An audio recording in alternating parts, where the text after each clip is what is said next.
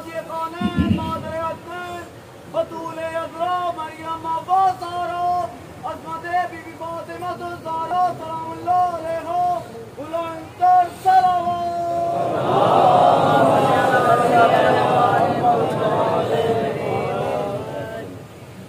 أعوذ بالله السميع العليم من الشيطان اللعين الرجيم بسم الله الرحمن الرحيم الحمد لله المعروف من غير رؤية والخالق من غير ربية الذي لم يزل قائما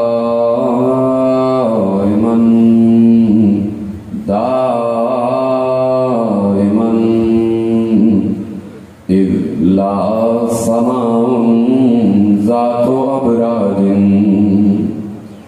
ولا ليل داج ولا بحر ساج ولا أرض ذات مهاد ولا خلق ذو اعتماد والصلاة والسلام والتحية والإكرام على نبي الرحمة وخازن المغفرة وقائد الخير والبركة ومنقذ العباد من الهلكة سيدنا ومولانا أبي القاسم محمد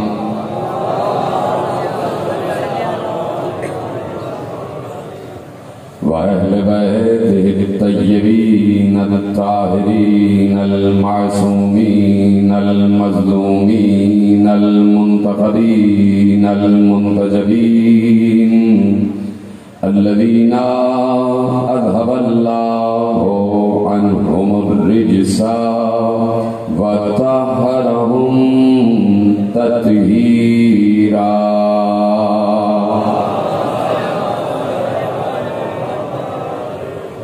أما بعد فقد قال الله سبحانه وتعالى في محكم كتابه المجيد وفرقانه الحميد وقوله الحق بسم الله الرحمن الرحيم الذين ينفقون في السراء والضراء والكاظمين الغيظ والعافين عن الناس والله يحب المحسنين صلوات محمد وعلى محمد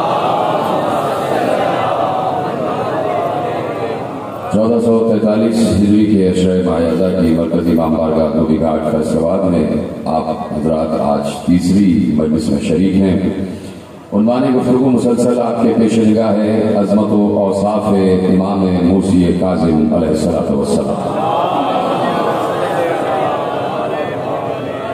پروردگار عالم نے جتنا بھی سلسلہ ہدایت کا آسمان سے نازل کیا ہے تو کسی کو بھی اللہ نے بغیر وصف بغیر صفت نہیں بھیجا ہے، اور اللہ بار بار یقیناً انسانوں کو متوجہ کر کے اور مخاطب کر کے قرآن کے ایک اصول کی طرف متوجہ کرتا ہے کہ اس نے ارشاد فرما دیا ہے کہ وَلَن تَجِدَ لِسُنَّتِ اللَّهِ تَبْدِيلًا، تم اللہ کی فطرت میں تبدیلی نہیں پاؤ گے. مشہور آیت ہے، اور اس آیت کو خصوصیت کے ساتھ صاحبان علم کو اور صاحبان شعور کو ہر وقت یاد رکھنا چاہیے. جب بھی فطرت خدا کی بات ہو، جب بھی آئین خدا کی بات ہو، جب بھی قانون فطرت کی بات ہو، تو یہ آیت ضرور یاد رہنی چاہیے کہ اللہ کے قانون میں تبدیلی نہیں ہوتی، اللہ کی فطرت میں تبدیلی نہیں ہوتی، سنت خدا بدلتی نہیں ہے، اس لیے کہ اس کے یہاں تغیر نہیں ہے. تغیر مخلوق میں ہوتا ہے، خالق میں نہیں ہوتا. مخلوق کا مزاج بدلا کرتا ہے، خالق کا مزاج نہیں بدلتا، اس لیے خالق کی ایک ہی فطرت ہے، اللہ اپنے اصول کو کبھی نہیں بدلتا۔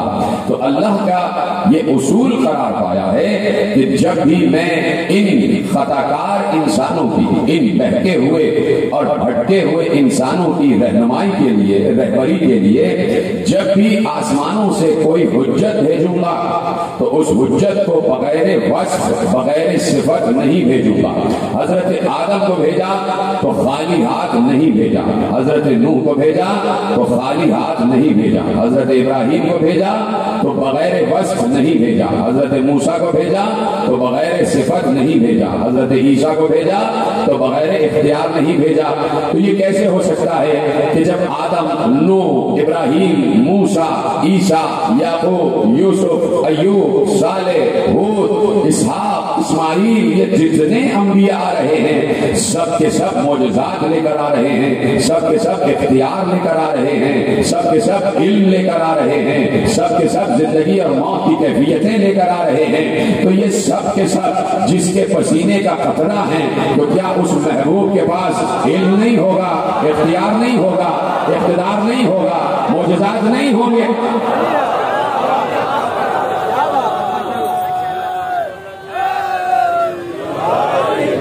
توجہ ہے آپ کی یقیناً۔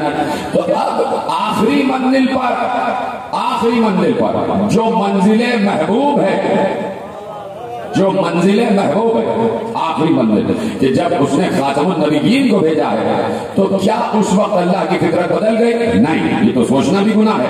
محبوب کے وقت فطرت بدلی نہیں، بلکہ جہاں معجزات بکھرے ہوئے تھے، سارے معجزات 1,23,999 انبیاء کے سارے ذات مصطفیٰ میں اللہ نے مجتمع کر دیے، اور اس کے بعد کہا کہ کائنات میں جہاں معجزات بکھرے ہیں وہ سب کے سب دست مصطفیٰ پر ہم نے مسخر کر دیے ہیں۔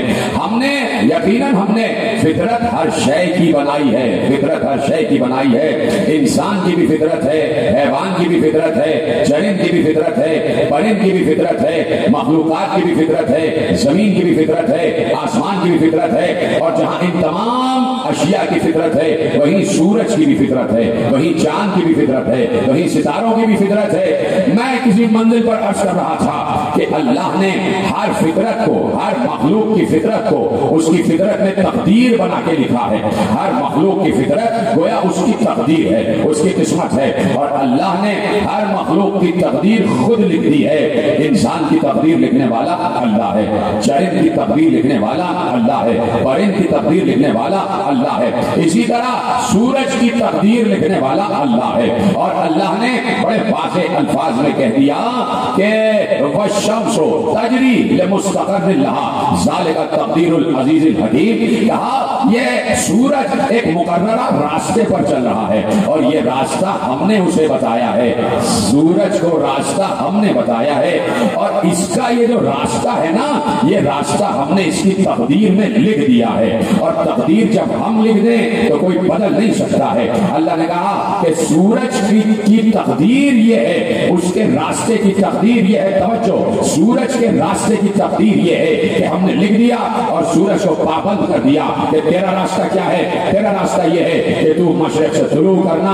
اور چلتے چلتے چلتے چلتے پورے دن ایک راستہ طے کرنا اور مغرب میں غروب ہو جانا۔ ذالک تقدیر العزیز الحکیم، یہ ہماری بنائی ہوئی تقدیر ہے، یہ سورج کی تقدیر ہم نے لکھی ہے، اور ہم فطرت بدلتے نہیں ہیں، ہم فطرت بدلتے نہیں ہیں۔ ایک طرف کہہ رہا ہے کہ ہم فطرت بدلتے نہیں ہیں، دوسری طرف کہہ رہا ہے کہ ہم نے سورج کی تقدیر میں لکھ دیا ہے کہ مشرق سے طلوع کرنا، مغرب میں ڈوب جانا۔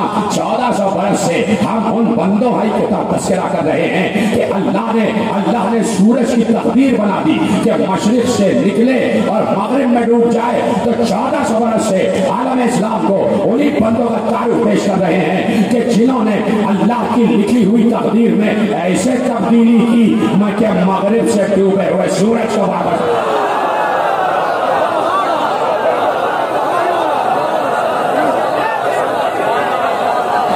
توجہ فرمائی آپ نے، انہیں بندگان خدا کا تعارف پیش ہو رہا ہے۔ سلامت رہے، جیسے آپ نے سنا، جیسے آپ نے سنا یہ آپ کا حق ہے۔ تو اب انہیں بندگان خدا کا تعارف پیش ہو رہا ہے۔ کل میں نے عرض کیا کہ مصطفیٰ یقیناً ہمارے جیسے بشر ہیں، دکھائی دیتے ہیں ہمارے جیسے دکھائی دیتے ہیں. کل کا جملہ یاد ہے نا؟ تو میں نے کیا کہا کہ چاند کو تو 2 ٹکڑے ہم نہیں کر سکتے, ڈوبے ہوئے سورج کو تو واپس پلٹا نہیں سکتے. ٹھیک ہے, تو اب ان بندگان خدا کا تعارف ہے کہ جہاں اللہ نے, دیکھو یہ بات یاد رہ جائے کہ کہیں عبد و معبود میں ٹکراؤ نہیں ہے. یہ بات واضح کرنا بہت ضروری ہے اس منزل پر کہ کہیں عبد اور معبود میں ٹکراؤ نہیں ہے, کہیں خالق اور مخلوق میں ٹکراؤ نہیں ہے. کہیں یہ نہ سمجھ لینا کہ کوئی 2 قوتیں ہیں جو ٹکرا رہی ہیں آپس میں برابر کی. نہیں, اللہ اللہ ہے, مصطفیٰ مصطفیٰ, وہ خلق کرنے والا ہے, یہ خلق ہونے والے ہیں. اگر کہیں انہوں نے سورج کی تقدیر کو بدلا ہے, اگر کہیں انہوں نے سورج کی وہ تقدیر جو اس کے راستے کے لیے لکھ دی گئی اسے تبدیل کیا اور ڈوبے ہوئے سورج کو واپس اس کے راستے پر پہنچایا ہے, تو اس وقت تک نہیں کیا ہے جب تک یہ قوت بھی انہیں اللہ نے دی نہیں. جدھر ہے سلامت رہے, یہ آپ ہی کا راستہ تھا. جیسے توحید کے جملوں پہ آپ بولتے ہیں, یہ قوت یہ اختیار بھی انہیں اللہ ہی نے دیا. تو جب اللہ تقدیر بدل دینے کا اختیار دے دے تو پھر میں اور آپ کون ہوتے ہیں اعتراض کرنے والا؟ سورج کی تقدیر یہ تھی کہ تجھے مشرق سے شروع کرنا ہے, مغرب میں ڈوب جانا, لکھ دیا تھا اس کی تقدیر میں. تقدیر کوئی بدل نہیں سکتا, لیکن مصطفیٰ کو اذن دے دیا کہ تم بدل سکتے ہو. تو میرے ساتھ ہے نا, پیچھے آنے تک مصطفیٰ کو اذن اور اختیار دے دیا کہ تم بدل سکتے ہو, تم ڈوبے ہوئے سورج کو واپس پلٹا سکتے ہو. یعنی کہیں نہ کہیں کچھ بندگان خدا ایسے ہیں کہ جنہیں ہر بندوں سے زیادہ استثناء حاصل ہے. مشکل جملہ تو نہیں کہا بھائی, جنہیں بندگان خدا میں اللہ نے استثناء بخشا کہ ہم نے سورج کی تقدیر لکھ دی ہے, مشرق سے نکلے گا مغرب میں ڈوبے گا. مصطفیٰ ہم نے تمہیں اختیار دے دیا تقدیر بدل دینا. تو مصطفیٰ نے تقدیر بدلی یا نہیں؟ پہلے بولو ہاں یا نہیں. مصطفیٰ نے تقدیر بدلی نا, تو راہب کی تقدیر میں بھی ایک نہیں تھا, حسین نے بدلی نا.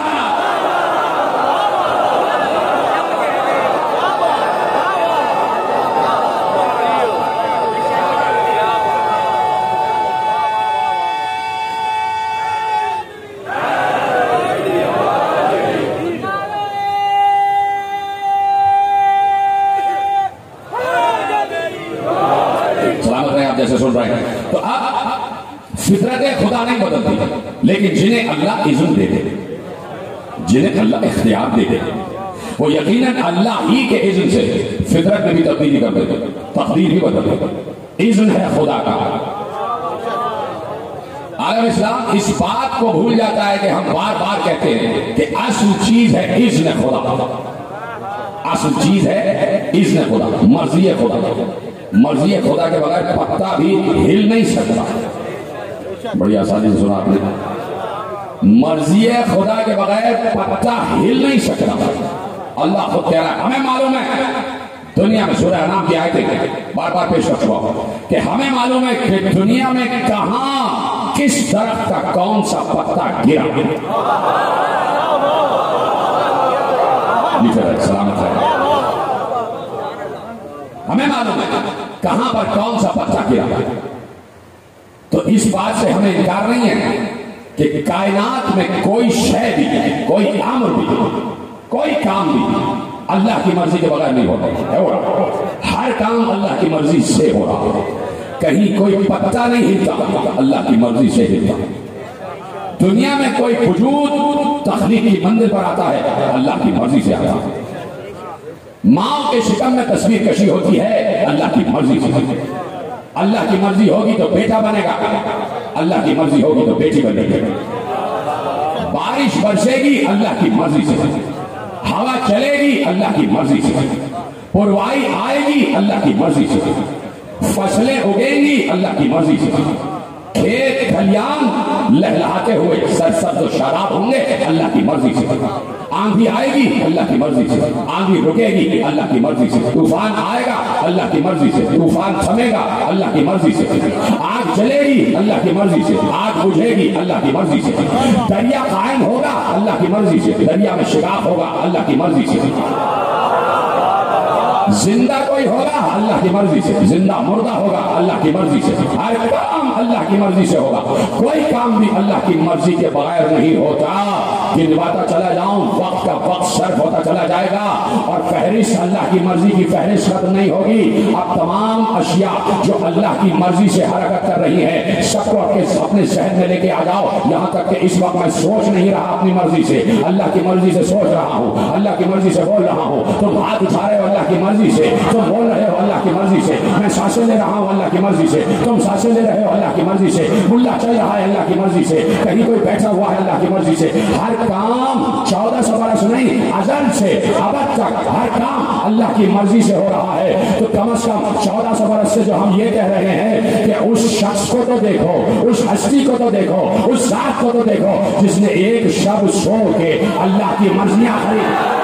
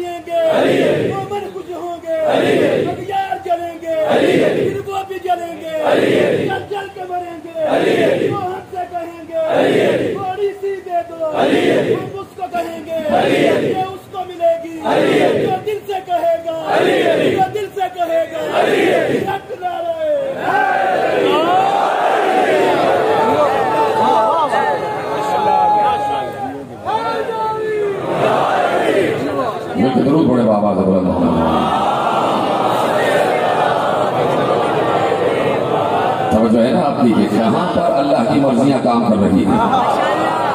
کوئی کام اللہ کی مرضی سے نہیں ہوتا, کوئی کام اللہ کی مرضی سے نہیں ہوتا. تو اتنا تو کام کرو کہ پتہ تو کرو اللہ کی مرضی ہے کس کے پاس. خود اللہ نے کہہ دیا وَمِنَ النَّاسِ مَن يَشْرِي نَفْسَهُ ابْتِغَاءَ مَرْضَاتِ اللَّهِ. انسانوں ہی میں کچھ انسان ایسے ہیں کہ جو اپنا نفس بیچ کر اللہ کی مرضی خریدتے ہیں.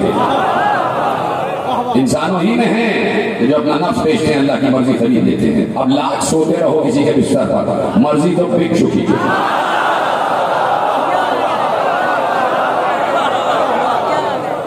نفس بک چکا, مرضی خریدی جا چکی.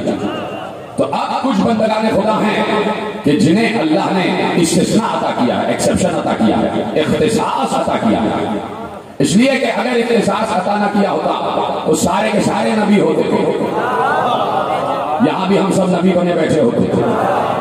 سب نبی نہیں ہیں. 1.50 کروڑ مسلمان, سب کے سب نبی نہیں ہیں. اربوں خربوں کی آبادی میں 1,24,000 ہیں کہ جو نبی بنے. اس کا مطلب ہے خربوں کی آبادی میں صرف 1,24,000 کو اس قابل جانا گیا کہ اللہ ان سے بات کرے گا, اور انہیں استثناء دیا گیا, انہیں اختصاص دیا گیا, انہیں استفائیت کی منزل پر بلند کیا گیا. تو کسی کو بھی جسے استثناء دیا, کسی کو بھی خالی ہاتھ نہیں بھیجا. آدم کو علم دے کر بھیجا گیا, نوح کو نگاہ دے کر بھیجا گیا, کشتی نجات دے کر بھیجا گیا, ابراہیم کو ملکوت کا اختیار دے دیا. آگ گلزار ہو گئی ابراہیم کے لیے, لاؤ کسی کے لیے آگ گلزار کر کے تو دکھاؤ. ابراہیم کے لیے ہوئی, اور ابراہیم کے لیے آگ اس لیے گلزار ہوئی کہ ان من شیعتہ ابراہیم.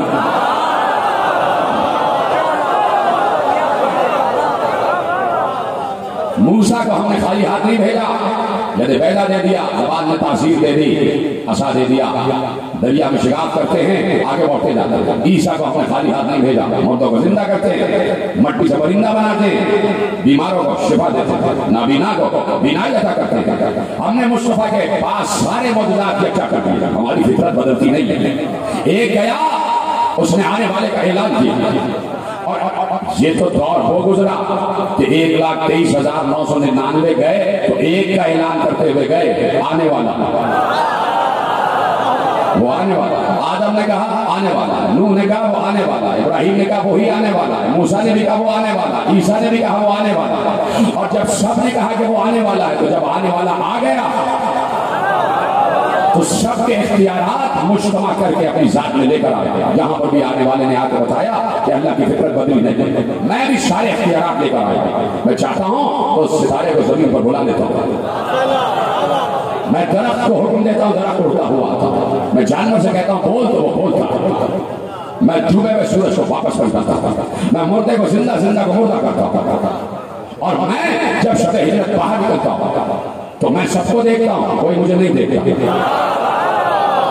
معجزات سلامت رکھیں، یہ سب معجزات کہ نبی شب ہجرت نکلے تو ایک بار اللہ نے کہہ دیا کہ ہم نے ان کے آگے بھی دیوار کھڑی کر دی اور ان کے سامنے بھی دیوار کھڑی کر دی، فَأَغْشَيْنَاهُمْ فَهُمْ لَا يُبْصِرُونَ۔ اس کے بعد وہ دیکھ نہیں پا رہے تھے، وَجَعَلْنَا مِن بَيْنِ أَيْدِيهِمْ سَدًّا وَمِن خَلْفِهِمْ سَدًّا، بار بار آیتیں یقیناً آپ چپ ہو جاتے ہیں تو آیت پڑھنی پڑی مجھے کہ ہم نے ان کے آگے بھی اور ان کے پیچھے دیوار کھڑی کر دی۔ اب وہ دیکھ نہیں پا رہے تھے، کون نہیں دیکھ پا رہا؟ کافر، جو انسان تھے وہ نبی کو نہیں دیکھ پا رہے تھے، نبی سب کو دیکھ پا رہا تھا۔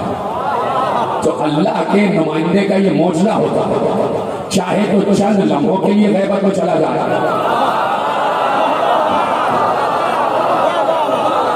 بڑی دیر میں آپ میرے ساتھ آئے، یہ فطرت خدا ہے کہ اللہ کا نمائندہ اختیار رکھتا ہے، چاہے تو اپنے کو چھپا لے، چاہے تو کسی بھی شے کو چھپا لے۔ تو اللہ کی فطرت بدلتی نہیں ہے، فطرت خدا یہ ہے کہ اس نے جب بھی کسی نبی کو بھیجا ہے اختیار دے کے بھیجا۔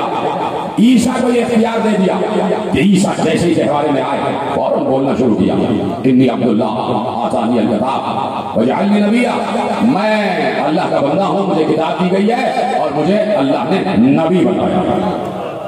گہوارے میں آتے ہی عیسیٰ بولے، گہوارے میں آتے ہی عیسیٰ بولے۔ کہیں کسی بھولی بھٹکی روایت ہے، میرا اپنا ہی جملہ ہے آپ کے حوالے کرتا ہوں، مجھے یہ دکھایا جائے کہ جب کوئی انسان مسلمان قبر میں جاتا ہے تو اس سے یہ پوچھا جائے بتاؤ وہ عیسیٰ کا گہوارے والا جملہ کیا تھا؟ عیسیٰ کا قصہ سناؤ، عیسیٰ نے گہوارے میں کیا کہا تھا؟ عیسیٰ جھولے میں بولے تھے تو سناؤ کیا بولے تھے؟ کہیں نہیں لکھا کہ قبر میں یہ سوال ہوگا، کہیں نہیں لکھا کہ حشر میں یہ سوال ہوگا، کہ عیسیٰ کا قصہ سناؤ۔ تو یہ عیسیٰ کا قصہ رکھا کیوں ہے؟ تو یہ قصہ عیسیٰ کہ عیسیٰ جھولے میں بولے، عیسیٰ جھولے میں بولے، قصہ رکھا کیوں ہے؟ نہ قبر میں سوال، نہ حشر میں سوال، نہ میزان پر سوال، نہ آخرت میں سوال، کہیں پر بھی سوال، نہ برزخ میں سوال۔ پھر یہ توجہ، پھر یہ قصہ عیسیٰ رکھا کیوں ہے؟ یا اللہ کیوں رکھ دیا تو نے؟ صرف تلاوت کے لیے رکھا ہے تو اور بھی بہت سے قصے رکھ سکتا تھا جو تو نے قرآن میں بیان نہیں کیے ہیں، ان میں سے کوئی رکھ دیتا وہ بیان ہو جاتے۔ یہ قصہ عیسیٰ رکھا کیوں ہے؟ تم اگر یہ بات سمجھ جاتے تو تم ہی وارث نہ ہو جاتے قرآن کے۔ ہم نے تو حکمت کے تحت رکھا ہے یہ قصہ، ہم نے دلیل پہلے رکھ دی ہے، دعویٰ بعد میں ہوگا۔ آؤ ہم تمہیں بتاتے ہیں کہ ہماری فطرت یہ ہے کہ ہم اپنے جس نمائندے کو چاہیں وہ جھولے میں بھی بولا کرتا ہے۔ تمہارا بچہ تو 3 سال کا بھی ہو کے بڑی مشکل سے بولتا ہے، ہمارا جب بھیجا جاتا ہے تو جھولے میں 1 لمحے کا بھی ہو تو وہ بولا کرتا ہے اور بول کر بتاتا ہے کہ میں وہاں سے آیا ہوں، میں وہاں سے آیا ہوں، میں وہاں سے آیا ہوا ہوں۔ نہیں، جملہ بدل دیتا ہوں، بول کے بتاتا ہے کہ میں اس کا بنایا ہوا ہوں، تمہارا بنایا ہوا نہیں ہوں۔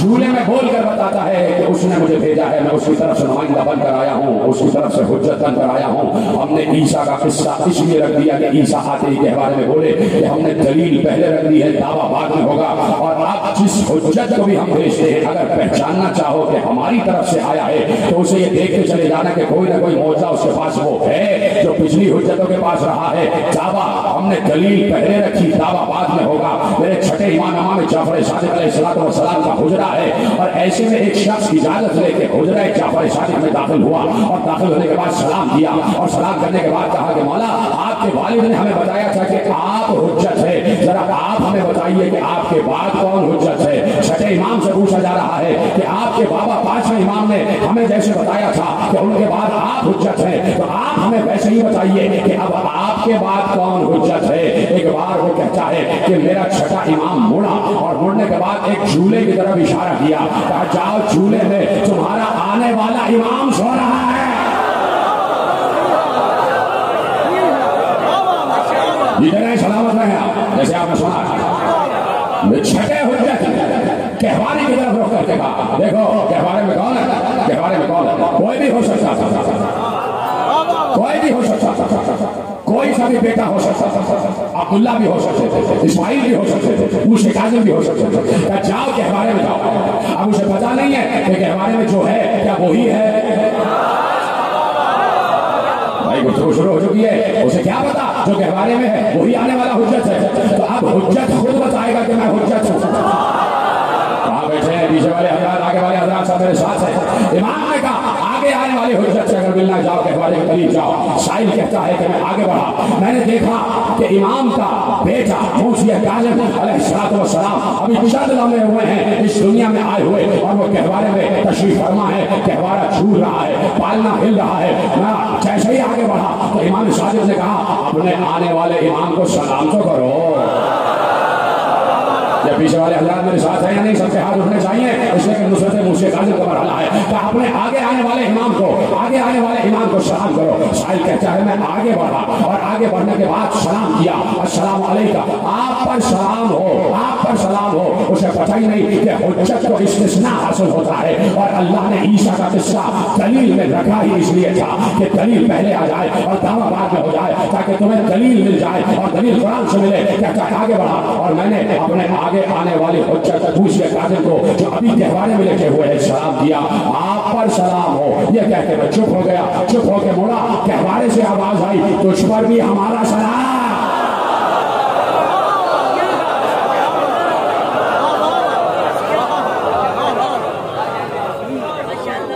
جیتے رہے جیسے آپ نے سنائی۔ موضوع تو مولا کا ہے نا، جانتے ہیں نا موضوع کیا ہے؟ عظمت و اوصاف امام موسیٰ کاظم علیہ السلام۔ آواز آئی تجھ پر سلام ہو، رک جاؤ، آگے مت بڑھنا۔ جیسے ہی رکا تو کہا سنو ابھی 3 دن پہلے تمہارے گھر میں بیٹی کی پیدائش ہوئی ہے۔ جھولے سے امام بول رہا ہے 3 دن پہلے تیرے گھر بیٹی کی پیدائش ہوئی ہے، جو تو نے نام رکھا ہے وہ نام اللہ کو پسند نہیں ہے، بیٹی کا نام بدل دے جا کے۔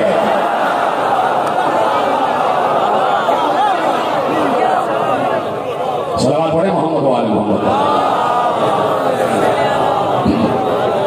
میری طرف دیکھتے رہے، میری طرف دیکھتے رہے، توجہ ہے آپ کی؟ شروع ہو رہی ہے کہانی، شروع ہو رہا ہے قصہ، زندگانی موسیٰ کاظم شروع ہو رہی ہے۔ دنیا میں آیا ہے تو فخر عیسیٰ بن کر آیا، دنیا میں آیا ہے تو فخر عیسیٰ بن کر آیا۔ میرا دل کہتا ہے کہ چاہتے تو جھولے میں یہ بھی کہہ دیتے انی عبداللہ، میں اللہ کا بندہ ہوں، اللہ نے مجھے معجزات دیے ہیں اور مجھے امام بنایا ہے، وجعلنی امام، مجھے امام بنایا۔ چاہتے تو یہ بولتے تھے، لیکن بول کے بتایا کہ فخر عیسیٰ، اور بول کے یہ بھی بتایا کہ اب یقین آ گیا، جملہ ضائع نہیں ہونا چاہیے۔ گہوارے میں موسیٰ کاظم علیہ السلام نے بول کے یہ بتایا اب یقین آ گیا کہ اللہ کی فطرت بدلتی نہیں ہے۔ جس نے سمجھا ہے اس کو میرا سلام۔ اب یقین آ گیا کہ فطرت خدا بدلتی نہیں ہے. فطرت خدا یہ ہے کہ جب بھی اس کی طرف سے کوئی حجت آتی ہے تو بغیر معجزات باہرات نہیں آتی, بغیر اختیار اقتدار نہیں آتا.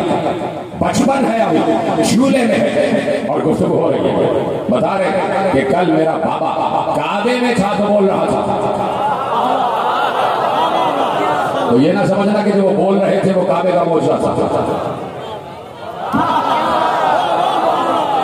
ختم کر دوں کیا بات؟ یہ نہ سمجھنا کہ اگر وہ بول رہے تھے تو کعبے کی برکت اور کعبے کے معجزے کی وجہ سے بول رہے تھے. ہم جہاں ہوں بولتے تھے, ہم کعبے میں ہوں تو بولیں گے, ہم اپنے گھر میں ہوں تو گھر ہی کعبہ ہو جاتا, گھر ہی کعبہ ہو جاتا. بچپن شروع ہو رہا, زندگی شروع ہو رہی ہے. ابھی دنیا میں حجت خدا ہے اور آتے ہی تعارف کرایا کہ میں ہوں اگلی حجت, میں ہوں اللہ کا ہونے والا نمائندہ, میں ہوں حجت خدا. اور پھر پوری دنیا نے دیکھا کہ صرف ایک منٹ دینا چاہتا ہوں کہ جب آپ ان حالات کا مطالعہ کریں گے جو تاریخ اور تحقیق کے طالبان علم, ان سے گزارش ہے کہ کم از کم ان ادوار کا مطالعہ کریں کہ جن ادوار میں باتیں کرتا 11ویں امام تک ہر امام نے زندگی گزاری. سخت ترین پابندی, سخت ترین پابندی, سخت ترین پابندی. کوئی مل نہیں سکتا آل محمد سے. اتنا سخت پہرا لگا ہوا, اتنے یعنی چاروں طرف جس گلی میں آل محمد کا گھر ہے, گلی کے ہر نکڑ پر جاسوس معین تھے اور وقت وقت کی پل پل کی رپورٹ جاتی تھی. کون آ کے ملا, کس نے گفتگو کی, کون کتنی زکات اور خمس لے کر آیا, یہ ایک ایک چیز وہاں پر پہنچائی جاتی ہے. اور بات یہ ہے کہ بڑے بڑے سلطان, بڑے بڑے بادشاہ, بڑے بڑے حاکم جن کے پاس پوری مملکت کا اختیار تھا, وہ ایک گلی میں رہنے والے سے ڈر رہے تھے. وہ گلی کے ایک بوسیدہ مکان میں, کچے سے مکان میں رہنے والے سے خوف زدہ تھا. قصر شاہی لرز رہا تھا کچی اینٹوں کے مکان سے. جبہ شاہی شکستہ ہو رہا تھا پیوند لگے امامے سے کہ یہ ہے وہ. تو اصل بات یہ تھی کہ کہیں اختیار ان کے پاس نہ چلا جائے. تو یہ کش فہمی, کش فکری تھی بادشاہوں کی, حاکموں کی, خلیفاؤں کی, جابر سلطانوں کی کہ اختیار ان کے پاس نہ چلا جاتا. اس کو یہ پتہ ہی نہیں کہ اختیار ہے ہی ان کے پاس, اختیار ہے ہی ان کے پاس. اور ان کو جو اختیار ملا ہے وہ اللہ کی طرف سے ملا ہے. جو ہو گیا ان کو جو اختیار ملا ہے اللہ کی طرف سے ملا ہے. دیکھیے قرآن میں آیتوں پر آیتیں اللہ نے دلیل کے طور پر رکھ دی ہے, دلیل کے طور پر. ابھی میں نے آپ کے سامنے ایک آیت پڑھی اور مجھے حیات امام کاظم سے ایک واقعہ یاد آیا, آپ کے حوالے کرتا ہوں. وَجَعَلْنَا مِن بَيْنِ أَيْدِيهِمْ سَدًّا وَمِن خَلْفِهِمْ سَدًّا فَأَغْشَيْنَاهُمْ فَهُمْ لَا يُبْصِرُونَ. ان کے آگے بھی دیوار, ان کے پیچھے بھی دیوار, ان کی آنکھوں پہ پردہ پڑ گیا, بس وہ کچھ دیکھ نہیں پا رہے تھے. توجہ ہے, سننا چاہتے ہیں, میرے ساتھ ہیں, جیسے بول رہے تھے ویسے بولتے رہیے گا تاکہ میری حوصلہ افزائی ہوتی رہے, مجھے قوت ملتی رہے. جب آپ بولتے ہیں تو مجھ میں قوت آتی ہے, جب آپ چپ ہو جاتے ہیں میری قوت ختم ہو جاتی ہے. لو چپ ہو گئے.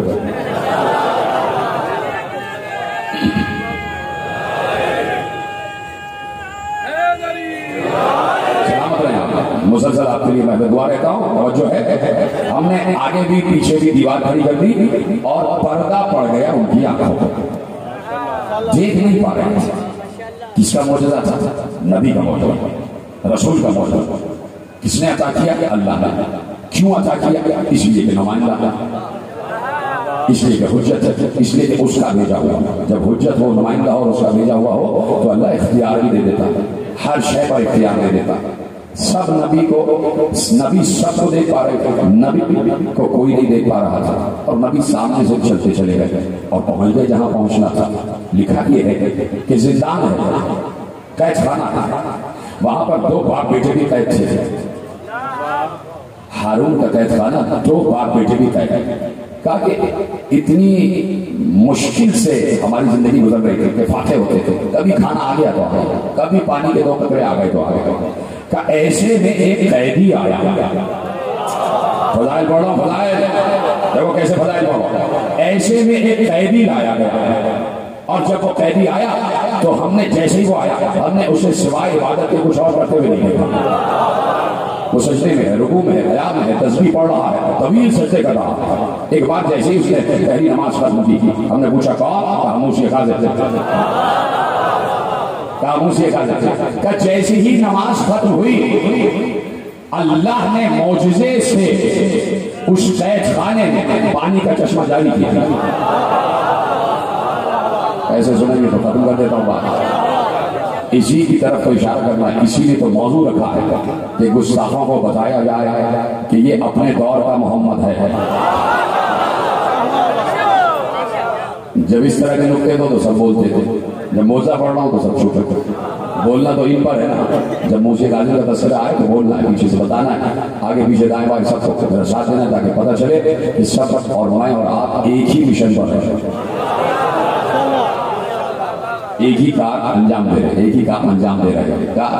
پروردگار نے جیسے ہی وہ نماز سے فارغ ہوئے ہم نے دیکھا تازہ پانی کا چشمہ جاری ہو گیا اور ایک درخت دیکھتے دیکھتے دیکھتے ایک درخت چشم زدن میں زمین سے بوٹا بنا، بوٹے سے پودا بنا، پودے سے درخت بنا، درخت سے شاخیں نکلی اور پورے زندان پر سایہ دار درخت بن کے چھا گیا. زندان پر سایہ دار درخت بن کے چھا گیا. نیچے پانی بھی آ رہا تھا، تازہ تازہ پانی اور سایہ بھی آ رہا تھا. اس قیدی کے برکت اور صدقے سے ہم نے جی بھر کے پانی بھی پیا. یہ کہہ رہے ہیں ایسے ہی سننا ہے. ہم نے پیٹ بھر کے کھانا بھی کھایا اور درخت کے سائے میں عبادتیں بھی شروع کر دی. لیکن کمال یہ تھا، اب ہے آپ کا امتحان. وہ دونوں باپ بیٹا قیدی کہتے کمال یہ تھا، پانی بہ رہا تھا، درخت اگا ہوا تھا. جب بھی ہارون کا کوئی سپاہی قید خانے میں آتا نہ اسے پانی نظر آتا تھا نہ درخت نظر آتا تھا.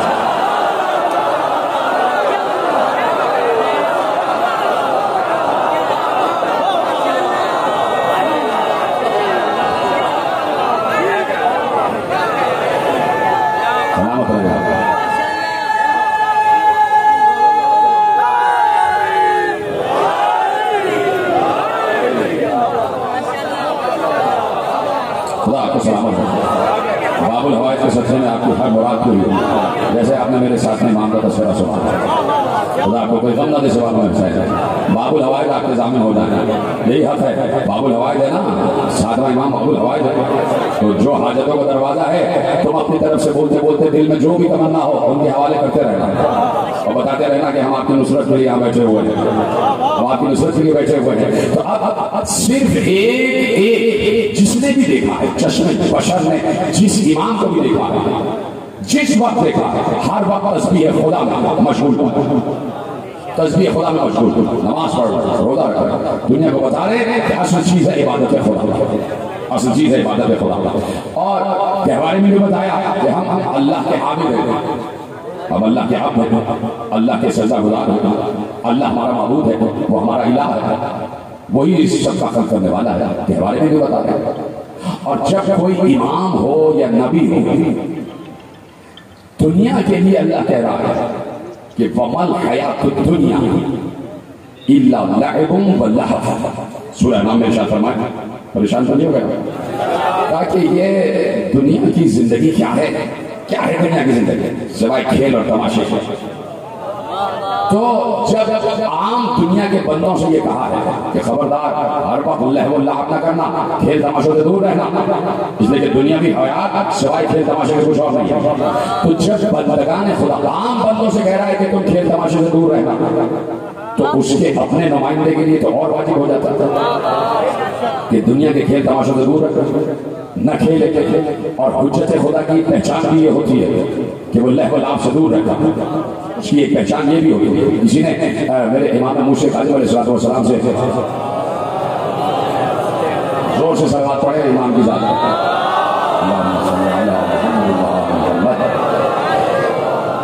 کہ اوصاف امام کیا ہے، اوصاف امام کیا ہے. جب بہت سے اوصاف کہا کہ وصف امام کی وصف اوصاف میں سے ایک وصف یہ بھی ہے کہ جانے والے امام نے اس کے لیے اعلان کیا ہو کہ آگے آنے والا امام یہ ہے، اور اسے ویسے ہی نصب کیا ہو جیسے پیغمبر نے غدیر میں علی کو نصب کیا، نصب کیا۔ فَإِذَا فَرَغْتَ فَانْصَبْ وَإِلَىٰ رَبِّكَ فَارْغَب۔ بس اے نبی جیسے ہی نصب ولایت سے، نصب امامت سے، نصب وراثت سے فارغ ہو جاؤ، ہمارے دربار میں واپس آ جانا۔ آیت کی باطنی تفسیر یہ ہے، اے نبی جیسے ہی من کنت مولا کہہ دینا، ہمارے پاس واپس آ جانا۔ تعبیر یہ ہے۔ تو اب کہا کہ ایک تو یہ ہے کہ امام، جانے والے امام نے کہا ہو کہ آنے والا یہ ہے، اسے علم کی طرح نصب کیا۔ دوسری صفت یہ ہے کہ اس کی زبان سے تم کبھی یہ نہیں سنو گے کہ میں نہیں جانتا۔ جی کرے سلامت اللہ میرے ساتھ کہا کہ الحجت من لا یقول لا ادری، حجت وہ ہوتا ہے جو کبھی یہ نہ کہے کہ میں نہیں جانتا، اس لیے کہ یہ تو وہ کہتا ہے کہ میں نہیں جانتا، جو یہ کہتا ہے حجت کی طرف دیکھ کر کے اگر یہ نہ ہوتے،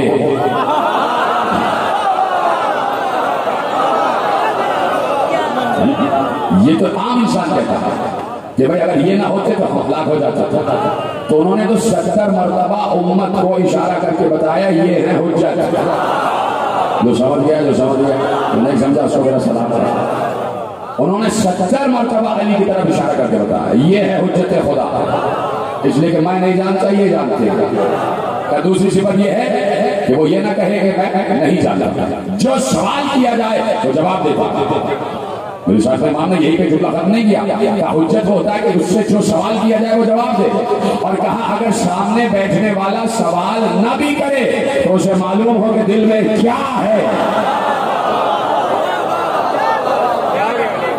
اسے معلوم ہو کہ دل میں کیا ہے، اور اس سے پہلے کہ وہ سوال کرے یہاں سے جواب آ جائے۔ کہا کہ تیسری صفت یہ ہے کہ جس کا ابھی ابھی تجھے اظہار بھی ہو جائے گا، وہ صفت یہ ہے کہ حجت خدا وہ ہوتا ہے جو دنیا میں بسنے والے نہ صرف ہر انسان کی بلکہ ہر جانور کی بھی زبان جانتا ہے۔ جیتے رہے میں نے کہا نا ایسے ہی سننا ہے جس طرح آپ سن رہے ہیں، نہ صرف یہ کہ ہر انسان کی بلکہ ہر مخلوق کی زبان جانتا ہوں۔ اور امام نے بات کرتے کرتے کہا اس کی دلیل تجھے ابھی مل بھی جائے گی، اس کی دلیل تجھے ابھی مل بھی جائے گی۔ پھر کہا کہ حجت وہ ہوتا ہے جو کھیل تماشوں سے دور رہتا، دنیا کو طلاق دے چکا ہوتا، دنیا کے لہو لعب سے دور ہوتا۔ ابھی یہ بات ہو رہی تھی کہ خراسان کا ایک آدمی آیا، 7 امام کی خدمت میں آیا، حج کر کے آیا تو مدینے آیا، مختلف گوشے پیش کرتا، مختلف عہد تھے، اس لیے پھر جب زندان کی باتیں کروں گا تو وہ مسائل کا گوشہ آ جاتا ہے اور وہ کیفیت بدل جاتی ہے، تو آپ کو بغیر بتائے ہوئے صرف اشارے کروں گا کہ کہاں کا واقعہ ہے۔ حج کر کے مدینے آیا، امام کی زیارت کی تاکہ حج قبول ہو جائے، یہ سلامت رہ گیا تاکہ حج قبول ہو جائے۔ اسی لیے ضروری ہے کہ حج کرنے کے بعد مدینے جاؤ، حج کرنے کے بعد مدینے جاؤ تاکہ حج قبول ہو جائے۔ وہ پہنچا، فضل رسول کی خدمت میں پہنچا، ابھی مولا اپنے چاہنے والے سے اور صاحب امامت بیان کر رہے تھے، تب الباب ہوا، غلام نے بتایا ایک شخص خراسان سے آیا ہے، خراسان سمجھتے ہیں خراسان کہاں پر ہے، اور آپ سے اذن باریابی چاہتا تھا کہ بلا لو، آیا 10 بوسی کی، قدم بوسی کی، بیٹھ گئے۔ اس نے امام سے عربی میں بات کی، عربی میں سوال جواب، اس نے عربی میں کوئی سوال کیا، امام نے اسے فارسی میں جواب دیا، امام نے اسے فارسی میں جواب دیا، اس لیے کہ ہے خراسان کا رہنے والا، اس کی مادری زبان فارسی ہے، لیکن چونکہ امام کی معرفت کم تھی اس لیے امام سے ان کی زبان میں بات کر رہا تھا، اندر سے سوچ رہا ہوگا میری زبان ان کو کہاں آتی ہوگی، سوال اس نے عربی میں کیا، امام نے مسکراتے ہوئے فارسی میں جواب دیا، ایک بار اس کی آنکھیں چکا چوند ہو گئی، لرز کر کہنے لگا کہ مجھے معلوم نہیں تھا کہ آپ کو فارسی بھی آتی ہے، نہیں تو میں آپ سے فارسی میں بات کرتا، کہا اگر مجھے فارسی نہ آتی ہوتی تو تجھ میں اور مجھ میں فرق کیا رہ جاتا،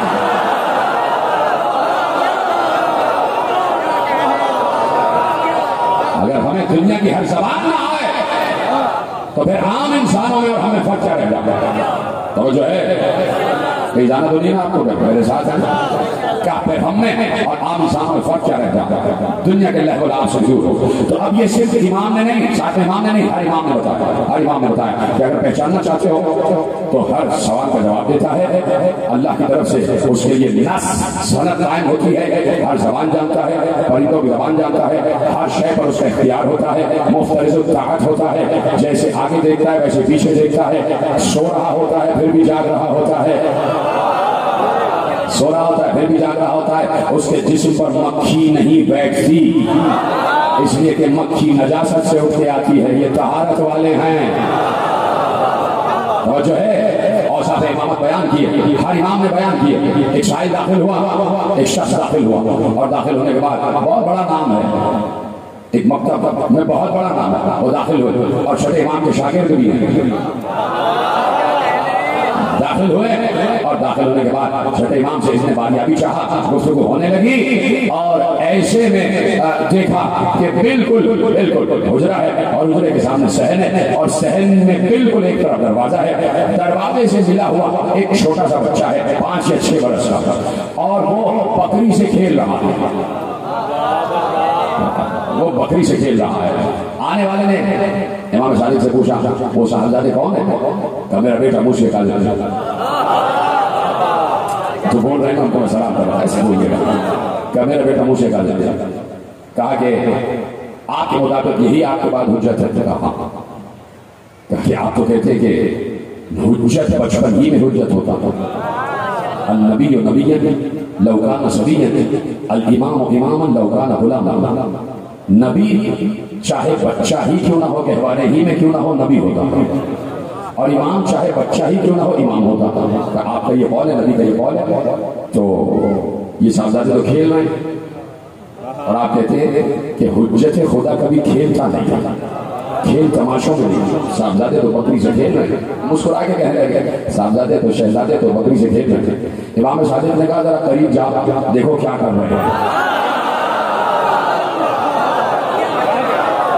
دیکھو کیا کر رہے ہیں. وہ اٹھے قریب گئے تو حیران رہ گئے کہ میرا 7واں امام جو 5 برس کا ہے بکری کا کان پکڑ کے کہہ رہا ہے سجدہ کرنا اسے جو تیرا خالق ہے.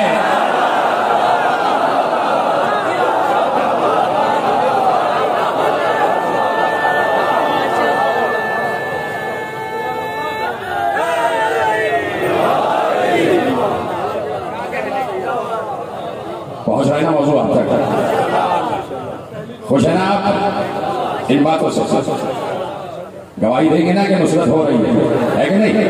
پہنچ رہے نا جملے؟ بات ہے کہ آگے بڑھ رہی ہے اور یقیناً آگے بڑھانا چاہتا بھی ہوں تاکہ کہیں اور بات آگے نہ بڑھ جائے.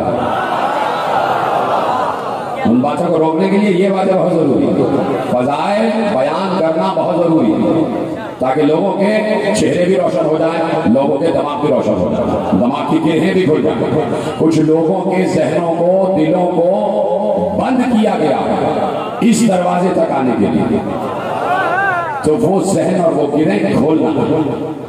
مجلسیں ہوتی اس لیے تاکہ کہیں اگر پردے پڑے ہوئے ہیں تو وہ پردے ہٹا دیے جائیں، کہیں اگر کوئی نادانی میں گستاخی کر رہا ہے تو اسے رہنمائی کر دی جائے کہ حقیقت کیا ہے. توجہ فرما رہے ہیں نا آپ؟ تو کیا میں نے کہا کہ اوصاف امام یہ ہے کہ آپ اسے ہر وقت سجدہ خدا میں دیکھیں، ہر وقت قرب خدا کی منزل پر، ہر وقت قرب خدا کی منزل پر. بہت مشہور جملہ ہے، سلامت رہے گا. میں اس لیے چپ ہوتا ہوں نا، یہ اتنے کیمرے لگے ہوئے نا تو اس وقت لاکھوں لوگ دیکھ رہے ہیں، یعنی بلا مبالغہ کہتا ہوں لاکھوں لوگ فیصلہ بات کی تبدیل اس وقت دیکھ رہے ہیں. تو میں ان سے بھی مخاطب ہو کے کہتا ہوں کہ دیکھیں کہ جس وقت میں گفتگو کرتا ہوں اس مجمع سے یہ بالکل توجہ کے ساتھ خاموشی سے مجھے سنتے ہیں کہ کہیں ایک لفظ بھی ضائع نہ ہو جائے. یہ صرف مجھے دیکھ رہے ہوتے ہیں، نہ ادھر دیکھتے ہیں نہ ادھر.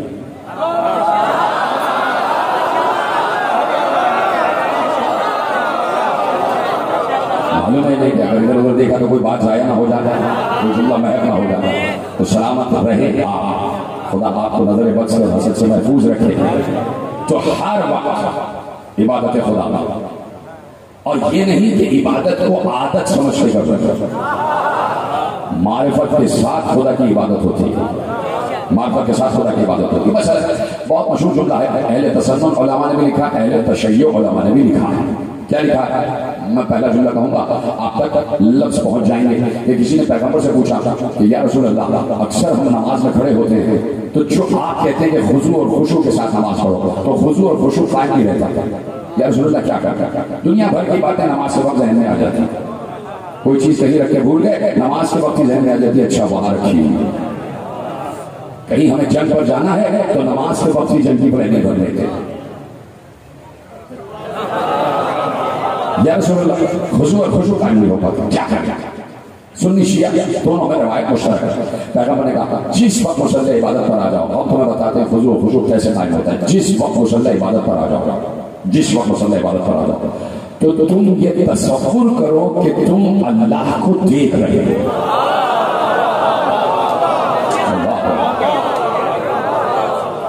جب مصلی عبادت پر آؤ تو یہ تصور کرو کہ تم اللہ کو دیکھ رہے ہو. اور اب وہ رسول جو یہ جملہ کہہ رہا ہے، وہ رسول رحمت ہے. اس رسول کو معلوم ہے کہ یہ مرتے مر جائیں گے. کبھی ان کے ذہن میں یہ تصور آ ہی نہیں سکتا کہ یہ اللہ کو دیکھ رہے ہیں. تو رسول رحمت نے دوسرا طریقہ بتایا اور کہا کہ اگر یہ تصور نہ کر سکو کہ تم اللہ کو دیکھ رہے ہو تو یہ تو یقین کرو کہ وہ تو تمہیں دیکھ رہا ہے. وہ تو تمہیں دیکھ رہا ہے. ٹھیک ہے. تو جب عام انسان سے کہہ رہے ہیں کہ دو تصور رکھنا کہ تم اسے دیکھ رہے ہو اور وہ تمہیں دیکھ رہا ہے، تو پہلے تو خود اس منزل پر ہوں گے نا کہ اسے دیکھ بھی رہے ہوں گے اور یہ یقین بھی ہوگا کہ وہ بھی دیکھ رہا ہے. تو کسی بھی حجت کی نماز بغیر اخلاص، بغیر خضوع، بغیر خشوع نہیں ہوتی. اس لیے ہم کہتے ہیں کہ پاؤں سے تیر نکل بھی جاتا ہے اور خبر بھی نہیں ہوتی. اس لیے کہ حجت نماز پڑھتے وقت یہاں نہیں ہوتا. بولے نا میرے ساتھ، یہاں نہیں ہوتا. بظاہر مصلی پہ دکھائی دے رہا ہوتا ہے، فرش زمین پر دکھائی دے رہا ہوتا ہے، لیکن جس وقت حجت خدا کی عبادت میں ہوتا ہے تو وہ دربار خدا میں ہوتا ہے. اسی لیے شاعر نے 3 بار کہا ہے کوئی جو مجھے کھانا دے دے، ہے کوئی جو مجھے پانی دے دے، ہے کوئی جو میرے بچوں کے لفافے کا انتظام کر دے. 3 بار کہا ہے کوئی، ہے کوئی، ہے کوئی. کسی نے پلٹ کے نہیں کہا، حالانکہ اللہ کے گھر میں کہہ رہا تھا. اللہ کے گھر میں، اللہ کے گھر میں آ کے کہہ رہا ہے. اور اللہ کے گھر میں اللہ کے بندے بیٹھے ہوئے ہیں، کوئی نماز پڑھ رہا ہے، کوئی قرآن پڑھ رہا ہے، کوئی باتیں کر رہا ہے، کوئی تسبیح پڑھ رہا ہے. اور شاعر ہے کوئی جو مجھ بھوکے کو کھانا کھلا، ہے کوئی جو مجھ بے لباس کو لباس دے، ہے کوئی جو میرے فاقے کا انتظام کرے. 3 بار کسی نے پلٹ کے کچھ نہیں دیا. ایک بار اس نے وہیں کھڑے کھڑے کہا پروردگار تو گواہ رکھنا، تیرے گھر میں مانگ رہا ہوں اور کوئی مجھے نہیں دے رہا. اس وقت علی بھی نماز پڑھ رہے تھے. 3 بار اس نے علی کی طرف مخاطب ہونے کے لیے بھی کہا اور علی نے اس کو کوئی جواب نہیں دیا. جیسے ہی سائل نے اللہ کی طرف خطاب کیا، دیکھ تیرے گھر میں مانگ رہا ہوں کوئی نہیں دے رہا، ایک بار علی نے اپنی انگلی کو حرکت دی، انگوٹھی گرائی،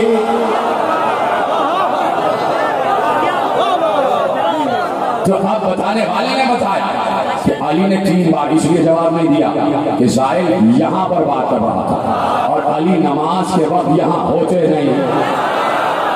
جب وہاں بات پہنچی ہے جہاں علی تھے،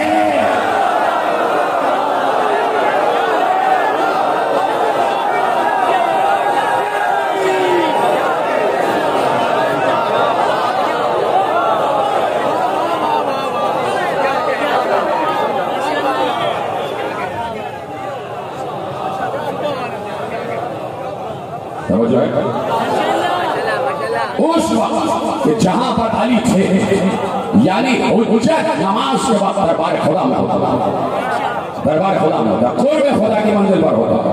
اس کی نگاہ میں سوائے خدا کے کوئی اور نہیں ہوتا. امام ابو حنیفہ داخل ہوئے اور دیکھا کہ میرے ساتھ میں امام نماز پڑھ رہا تھا، ساتھ میں امام نماز پڑھ رہا تھا اور ایسے مقام پر نماز پڑھ رہا تھا. یہ نماز بھی پڑھ رہے ہیں اور مصلی کے سامنے سے لوگ آ بھی رہے جا بھی رہے. میرے ساتھ امام کا مصلی بچھا، لوگ آ رہے ہیں جا رہے ہیں، آ رہے ہیں جا رہے ہیں، امام سے ملنے آ رہے ہیں جا رہے ہیں، پھر چھٹے امام سے ملنے آ رہے ہیں جا رہے ہیں، سامنے سے گزر کر امام ابو حنیفہ علیہ الرحمہ نے دیکھا، چھٹے امام کی خدمت میں آیا، کہا کہ خضوع و خشوع بہت ضروری ہے نماز کے لیے، اور شہزادے جو نماز پڑھ رہے ہیں ان کا تو خضوع و خشوع برقرار ہی نہیں، اس لیے کہ سامنے سے لوگ آ رہے ہیں جا رہے ہیں، ان کی توجہ تو بڑھ گئی ہوگی. یہاں یہ بات ختم ہوئی، وہاں امام کی نماز ختم ہوئی. جیسے ہی ساتویں امام کی نماز ختم ہوئی، چھٹے امام نے اشارہ کیا، آپ خود پوچھ لیجیے، تم خود پوچھ لو کہ کیا معاملہ ہے. امام ابو حنیفہ نے ساتویں امام سے کھڑے ہو کر کہا، آپ کا تو خضوع و خشوع برقرار ہی نہیں، سامنے سے لوگ گزر رہے تھے، آ رہے تھے، جا رہے تھے، کہ آپ کیسے کہہ سکتے ہیں کہ خضوع و خشوع برقرار نہیں رہا؟ بات یہ ہے کہ میرے اور اللہ کے درمیان اس وقت سوائے میرے اور اس کے کوئی نہیں ہوتا، اس لیے کہ نماز کے وقت ہم یہاں نہیں ہوتے، وہاں ہوتے ہیں. میرا اور اللہ کا قرب اتنا ہے چاہے کوئی آئے یا جائے، ہمارا قرب خدا ختم نہیں ہوتا، اس لیے کہ ہماری توجہ مسلسل پروردگار کی طرف رہتی ہے. جب ہم اس کی نماز پڑھتے ہیں تو اس کے ہی ہو جاتے ہیں، اس کے ہی ہو جاتے ہیں. جب ہم اس کی عبادت کرتے ہیں تو ہماری نگاہ میں سوائے اس کے کوئی اور نہیں ہوتا. پھر اس کے بعد چاہے ہمارا گھر جل ہی کیوں نہ رہا، اس کے بعد چاہے ہمارا بیٹا کوئی ہی میں کیوں نہ گر گیا، لیکن ہمارا خضوع اور ہمارا خشوع ختم نہیں ہوتا. اس لیے کہ ہمارا ایک ایک لمحہ ان الصلاۃ ونسکی ومحیای ومماتی للہ رب العالمین، ہماری نماز، ہماری عبادت، ہماری پوری حیات عالمین کے پروردگار کے لیے. تو ہر امام ہر دور میں اپنی پوری زندگی وقف کیے ہوئے ہوتا ہے اللہ کی راہ میں، یعنی اس کا چلنا پھرنا اٹھنا بیٹھنا سب پروردگار کی راہ میں ہوتا ہے. پھر پرواہ نہیں ہوتی کہ گردن ایک ضرب سے کٹے یا 13 ضربوں سے کٹ جاتے. پروردگار نگاہ میں ہوتا ہے، نگاہ میں پروردگار ہوتا ہے. حسین کی نگاہ میں پروردگار ہے صرف اللہ ہے. نانا کا دین ہے اور نانا کی امت ہے، اس لیے بھی حسین کو سلام کیا کرو اور حسین کا غم منایا کرو. یہ حسین کا غم اور حسین کی قربانی قیامت میں مسلمانوں ہی کا نہیں پوری انسانیت کا سہارا ہے، پوری انسانیت کا سہارا ہے. حسین حجت خدا ہے نا، ہو جاتا ہے امام بھی ہے. میں تو یہاں تم سے ایک روایت پیش کرتا ہوں. حسین تو بہت بلند ہے. رسول اللہ نے علی سے کہا، میدان محشر کا منظر بیان کر رہے تھے، جب بیان کر چکے تو علی سے کہا، ابو الحسن ذرا میری بیٹی زہرا سے پوچھیے کہ میدان محشر میں امت کی شفاعت کے لیے ان کے پاس کیا ہے. میدان محشر میں امت کی شفاعت کے لیے کیا ہے. روایت دو طریقے سے، ایک ایسے جیسے میں بیان کر رہا ہوں اور ایک دوسرے طریقے سے کہ جب میدان محشر ہوگا. روایت خود رسول اللہ نے بیان کی کہ جب میدان محشر ہوگا سارے انسان حساب و کتاب کے لیے کھڑے ہوئے ہوں گے. ایسے میں علی سے کہوں گا، اے علی اپنی زوجہ اور میری بیٹی فاطمہ سے پوچھے کہ زہرا کے پاس امت کی شفاعت کے لیے کیا ہے. علی جائیں گے زہرا کے پاس، زہرا جواب دیں گی، ابو الحسن میرے بابا سے میری جانب سے کہیے گا امت کی شفاعت کے لیے تو میرے بیٹے عباس کے 2 کٹے ہوئے بازو ہی اجرکم اللہ، اجرکم اللہ. یہ سامان شفاعت ہو رہا ہے. اے امت محمد، اے مسلمانوں، اے کلمہ گویوں، مجلس کی مخالفت نہ کیا کرو. یہ سامان شفاعت ہے، یہ سامان شفاعت ہے. کسی کو یقین نہیں ہے کہ عبادتیں قبول ہو بھی رہی ہیں یا نہیں ہو رہی ہے. صرف ایک یہ ذکر حسین ہے کہ جو خلوص کے ساتھ انجام دیا جاتا ہے. میں گارنٹی سے کہہ رہا ہوں، میں دعوے سے کہہ رہا ہوں، اس وقت جتنے افراد یہاں بیٹھے ہیں بشمول میری ماؤں بہنوں کے، ان کے ذہن میں سوائے حسین کے کوئی اور نہیں ہے. یہ ہے خضوع اور خشوع، اس کو کہتے ہیں ارتکاز عبادت. اس لیے کہ حسین پورا گھر لے کر چلے، پورا گھر لے کر چلے. اور جو گھر چھوڑتا ہے اس عالم میں کہ بچے بھی ساتھ ہوں اور گھر کی خواتین بھی ساتھ ہوں، تو وہ تلوار سے جنگ کرنے کے لیے نہیں نکلتا، پھر وہ میدان جنگ میں جانے کے لیے نہیں نکلتا۔ حسین میدان جنگ میں جانے کے لیے نہیں نکلے تھے، حسین میدان مباہلہ میں جانے کے لیے نہیں نکلے تھے۔ ساتھ میں بچے بھی تھے، ساتھ میں عورتیں بھی تھے، اور کہا آ جاؤ جہاں مباہلہ کرنا ہو، حسین مباہلے کے لیے حاضر۔ لیکن سامنے والے اتنے جھوٹے تھے کہ انہوں نے حسین سے مباہلہ تو نہ کیا، مجادلہ کیا، جنگ ہو گئی۔ حسین بچوں کو لے کر نکلے۔ کل بھی میں نے عرض کیا کہ بڑی قربانیاں ہیں زوجہ مسلم کی، بڑی قربانیاں۔ قافلہ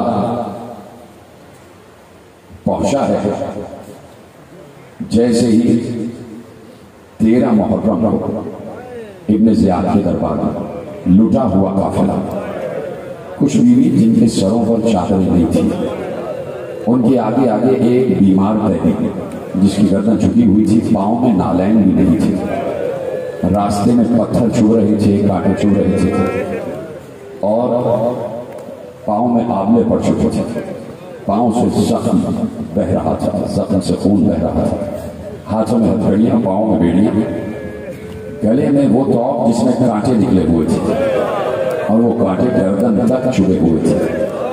قیدی گردن جھکائے ہوئے دربار ابن زیاد میں داخل ہوا۔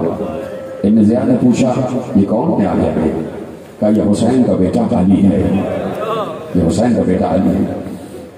کہا کہ تم حسین کے بیٹے علی ہو، علی بن حسین ہو؟ مجھے یقین نہیں آتا کہ تم مسلم کے بھتیجے ہو، اس لیے کہ اب سے 1 مہینے پہلے مسلم اسی دربار میں ایسے ہی قید کر کے لائے گئے تھے، لیکن عالم یہ تھا کہ مسلم کی گردن اٹھی ہوئی تھی، سینہ چوڑا تھا، اور مسلم ایک ایک کو چھڑکتے ہوئے دربار میں آ رہے تھے۔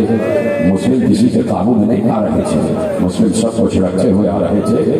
مجھے یقین نہیں آتا کہ اسی مسلم کے بھتیجے ہو۔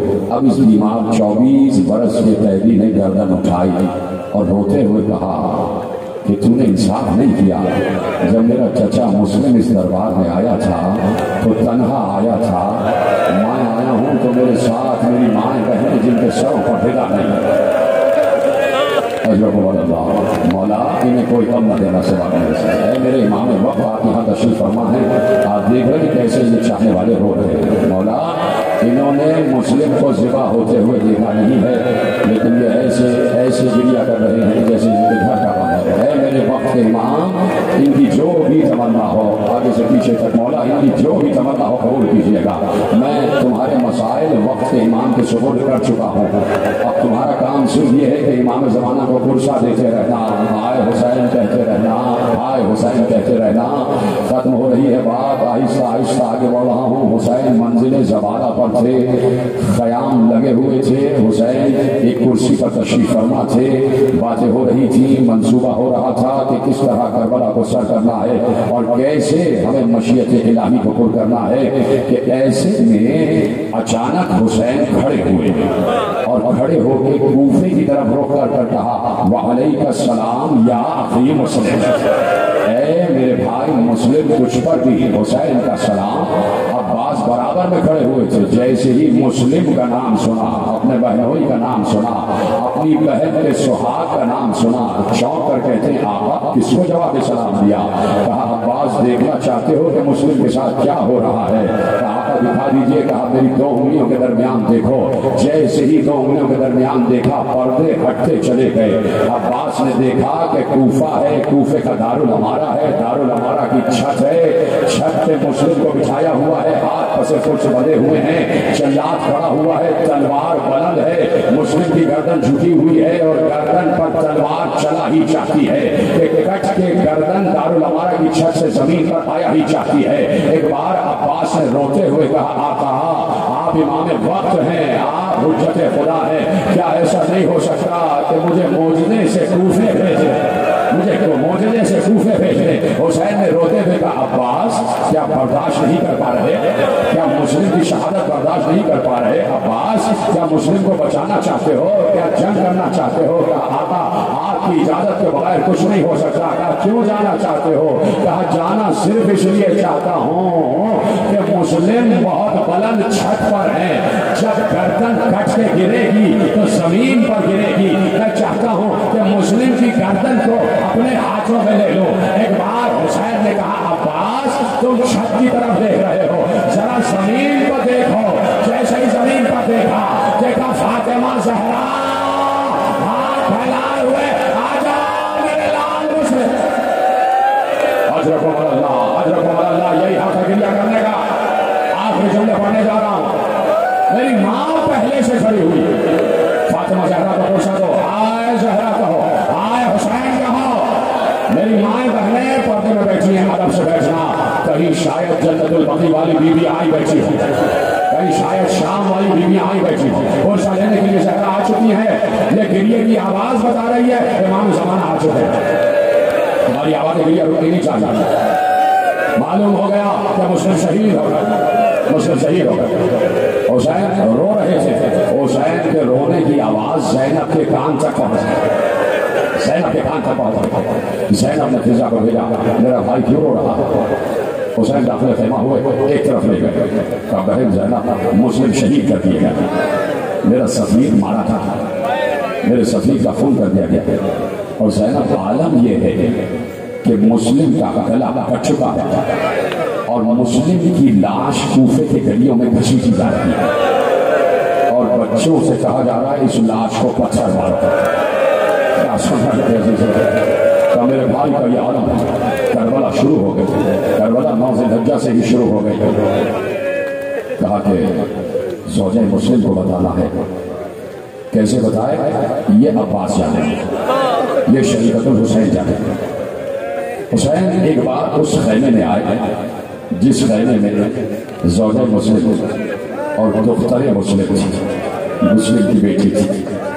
سمجھ گئے ہو تو رو نہ، میں کیا پڑھنے جا رہا ہوں. کربلا تو سب کی سنی ہوئی ہے، لیکن معجزہ یہ ہے کہ ہر برس کربلا تازہ ہو جاتا ہے. یہ معجزہ ہے، ایسا لگتا ہے کل کی بات ہے اور پہلی مرتبہ سن رہے ہیں. یہ معجزہ ہے مسلمانوں. دیکھو یہ ہے معجزہ کربلا کا کہ جس طرح سے لگتا ہے کہ جیسے کل کا واقعہ ہے اور آج چاہنے والے رو رہے ہیں. خیمے میں آ گئے، بچی کو بلایا.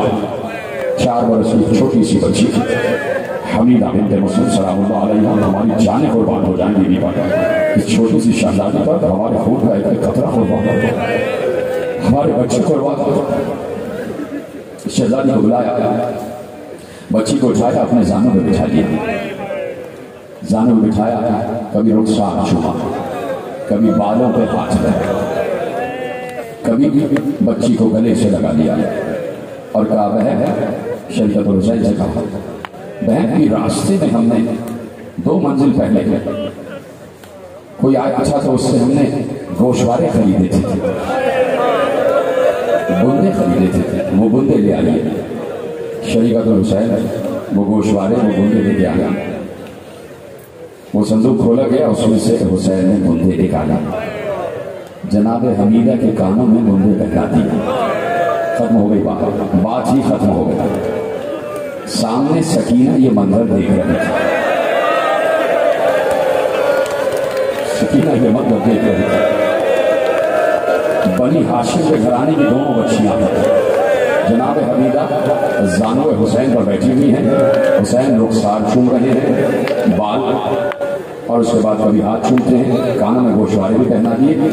جب جناب مسلم کی بیٹی نے بار بار یہ دیکھا کہ میرے آقا حسین، میرے چچا حسین مجھے پیار کر رہے ہیں، میرے کانوں میں گوشوارے پہنا رہے ہیں، تو بچی نے ایک بار ایسے دیکھا، بیٹھی نہ زانوں پہ، ایسے دیکھ کر کہا چچا آج تو آپ ہمیں ایسے پیار کر رہے ہیں جیسے یتیم بچوں کو پیار کرتے ہیں.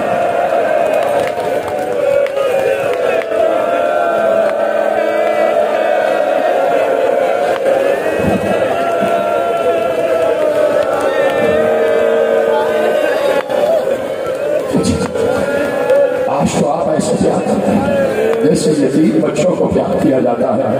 حسین سے برداشت نہ ہوا، بچی کو سینے سے لگا کر کہا بیٹی آج سے میں تیرا بابا ہوں، آج عباس سے عباس تیرا بابا ہے، تیرا بابا شہید ہو گیا، تیرے بابا کو قتل کر دیا گیا، ختم ہو گئی بات۔ سکینہ دیکھ رہی تھی کہ جب کوئی بچی یتیم ہوتی ہے تو اس کے رخسار پر پیار کیا جاتا ہے، اس کے بالوں کو سہلایا جاتا ہے، اس کے کانوں میں